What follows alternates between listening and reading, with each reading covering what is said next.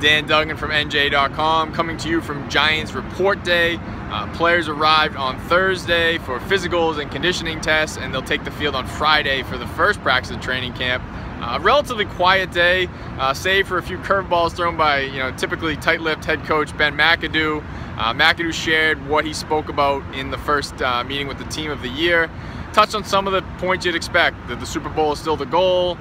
He commended the players for staying out of trouble during the summer, which is always a concern for coaches when players are away from the facility.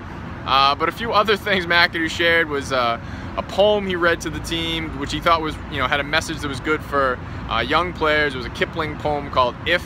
You can find that on NJ.com. You can also find on NJ.com a story McAdoo shared with older players about, not sure how else to describe this, about a sexually prolific lion who kind of hit his stride late in life and enjoyed his later years in the zoo.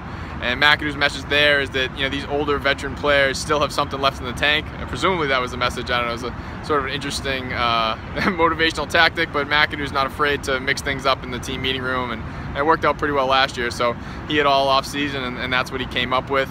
Other than that, pretty quiet day, which is always good news. There's really not a lot of controversy surrounding this team. I'm sure Giants fans are knocking wood as I say that, but Odell Beckham showed up without any incident. There's no holdout or anything like that. Not that there was to be expected, but still always a good sign when you see 13 out there on the field for the conditioning test. Maybe a bigger surprise was defensive end Owa Odigizua showed up, because as you recall, he was excused from the voluntary spring workouts, from mandatory minicamp for personal reasons, but he showed up today, so that's big news. He's going to be competing for a roster spot, but I think it's also just good to see that whatever he had going on in his life is in order enough for him to be here. But like I said, other than that, wasn't a lot going on today.